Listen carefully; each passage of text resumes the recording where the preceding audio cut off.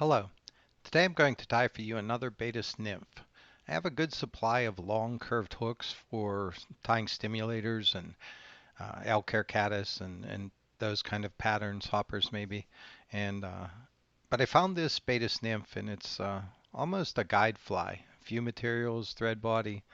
So we'll talk more about it as we go. So these were Erleng's size 14. And we're going to use this UTC thread. It's more of a floss than a thread. I'm going to use some lead-free wire to make the body shape, a piece of black wire for a rib, and ultimately finish the head with just 8/0 black Uni-Thread. We're going to use some spiky rabbit fur for the thorax, and pheasant tail for a wing case and the legs. And then I'm going to go ahead and make this kind of a flashback with a piece of pearl Mylar. So I've got one of these hooks in the vise, and like I said, I think this one's a little on the large side. I like to use smaller here, but I have way too many of those size 14 hooks, and this will show up better on camera. So I have that olive UTC thread started. You can see already it's very flossy, wants to come apart. I'm left-handed, so I naturally with each wrap I'm unwinding it. When I give it a spin, I'm actually winding it in the wrong direction, but it does tighten it up for a few more wraps. It's just something I kind of learned to deal with here. So I started back a little bit, and again, to kind of mark where I want to save space for the thorax. I want this to kind of be wasp waisted, if that's a real term, but thin in the middle. And I also wanted to have kind of that bulbous shape on the back of the abdomen. So I'm wrapping that lead-free wire down one side, make a little loop across the top of the bend of the hook, and come back up on my side.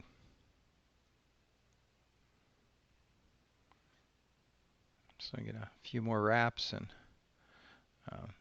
this lead-free doesn't break off as easily as some of the lead does, but we got it out of there. So you can see we have kind of a flat and the beginnings of an oval-shaped body, and so push down the little tab at the end and deal with the flossy thread a little more. And I'm going to put the wire for the ribbing, the black UTC wire, I'm going to put that on top and kind of fill in and then let it get pulled to the far side once I drop off the back of the lead wire.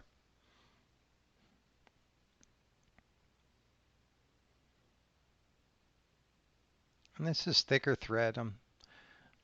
I went with the flossy thread here because you'll see I want to wrap over the rib, the wire rib, with the thread to kind of soften that so it doesn't look like a real hard segments. What I was trying to accomplish here was trying to make it look not so manufactured.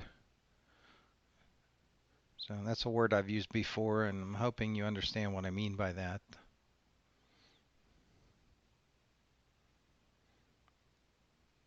So in this case, I won't be using the rotary feature because I would have to deal with the thread that I left hanging in the back.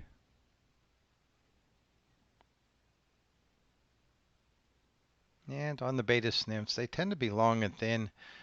Some of them, the actual nymphs, have tails. This could cross over and be a caddis pupa. It's kind of, like I said, I was shooting for a bit of a guide fly here. So snip that wire off, take a couple of tight wraps. It won't go anywhere, especially since I'm going to wrap over it.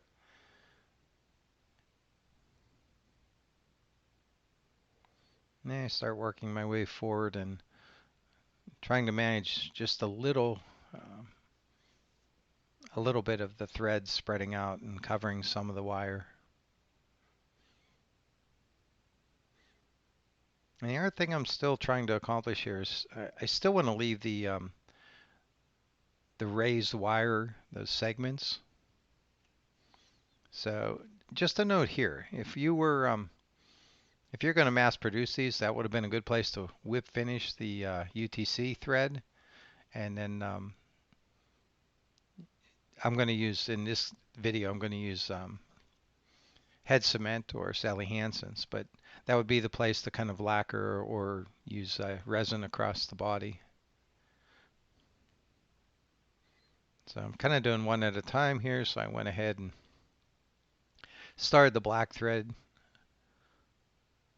But when I'm making a batch of these, and you want to make them quickly, it's best to stop there and um, use your resin and get them all done. Have them sit to dry, especially if you're using head cement instead of resin. I was trying to get away from using some of that resin, and I have a little um, clip at the end here I'll show you, and it kind of explains why.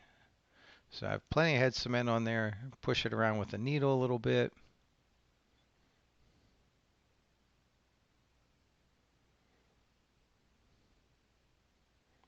Make sure I get all the flossy thread covered. And when it dries, it kind of shrinks and it still leaves a little bit of that bumpy segmented effect. So I went for a coffee, I stopped there and came back, and now we can finish. So I'm going to tie in that piece of Mylar flash first. Get in the material clip, block the camera.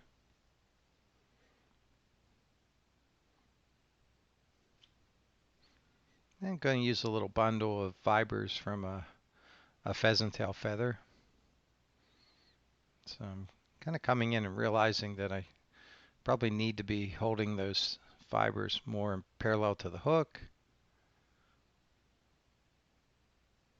And we'll kind of scooch them up there near the eye of the hook, get a couple of wraps around them, make sure they stay on top. So we like that, and we'll wrap back. I want to spread those fibers out a little bit so that when I fold them over for a wing case, got a little bit of coverage there.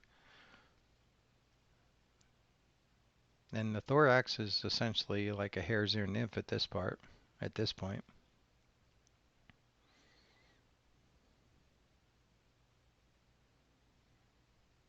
And this may be more of a mashup of a couple of patterns or a couple of um, bugs more than patterns. But I catch fish on them, and sometimes they're the bigger fly, and I'll put a small dropper on behind it or above it, depending on the conditions. And the fish take this one just as often as the other fly sometimes.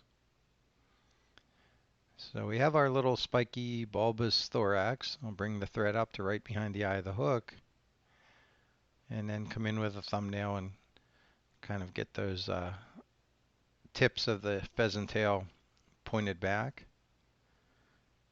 And then kind of grab half the bundle and put them to the far side. I like them to angle down just a little bit. And then same thing on this side. Force them back. And again, I've mentioned this before, but I'm back from the eye now. A couple of widths of thread, maybe a whole eye length.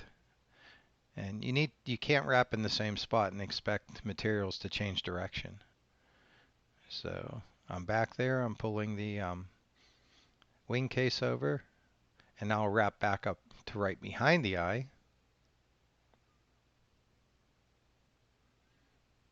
We'll bring up our flash and get a wrap or two on top of it.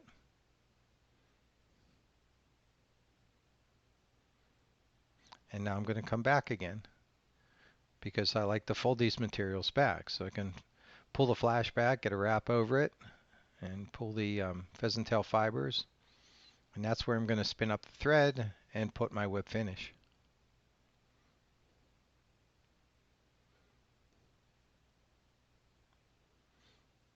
This fly doesn't look like any bug in particular maybe, but still looks like a bug, and the fish still eat it. So 4 or 5 turn whip finish. Leave that little folded back piece of pheasant tail fibers to kind of help form a head. And then since I'm going to use head cement on the top of this, trimming them off close, but it really wouldn't matter that much. Same with the Mylar.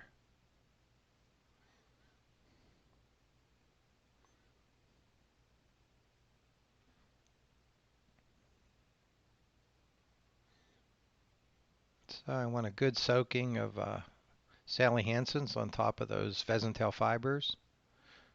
So I put that on there and I gave that a minute to dry.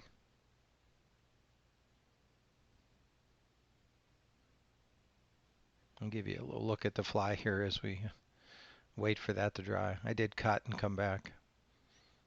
And then here I have a little thicker head cement. It was in a different bottle, so I know that it's thicker, so I went for it to put the second coat on. I'm trying to get that little smooth reflection and shellback. So here's the one. I used UV resin on the abdomen of this fly. I used different color threads, so obviously you can see you can use whatever combination you want. But I lost my segmentation, and then here were just a couple of examples that as I was experimenting, I had bigger wire on the middle one, and but again, use the materials that match the bugs in your waters. And so if you hung in there to the end and you want to learn more about me, look me up on Amazon. And until next time, be safe.